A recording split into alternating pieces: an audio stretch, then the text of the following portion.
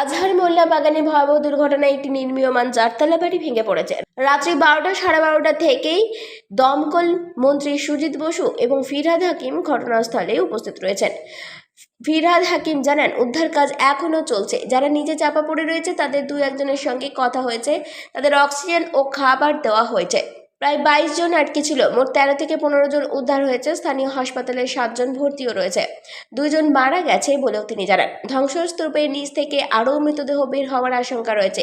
মুখ্যমন্ত্রীর সঙ্গে তার কথা হয়েছে বলে তিনি জানান। যারা মারা গেছেন তাদের পরিবারকে 5 লক্ষ টাকা করে দেওয়া হবে।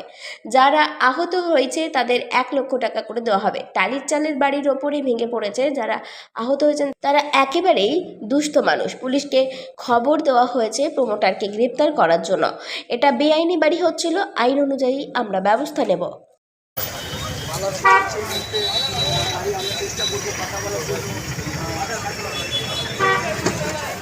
ববি হাকিম, এলাকার বিধায়কও ববি হাকিম, তো উনি নিশ্চয়ই এখানে ওনাকেও জবাব দিতে হবে যে এখানে ইলিগ্যাল কনস্ট্রাকশন সাধারণ মানুষ বলছে, স্থানীয় বাসিন্দারা বলছে।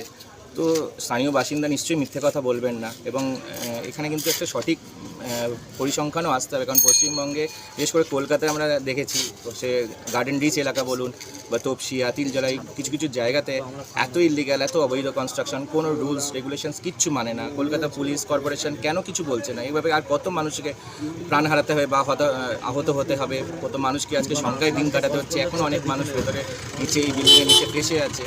আজকে যদি প্রপার সিভিক ইনফ্রাস্ট্রাকচার থাকতো, সিভিক সিস্টেম থাকতো, রুলস অ্যান্ড রেগুলেশনস যদি সঠিকভাবে মানা হতো, কলকাতা পুলিশ যদি সঠিক নজরদারি করতো, তাহলে কিন্তু এই দিন, এই রাত এত সংখ্যায় কাটাতে হতো না। Bureau report, 99 news Bangla.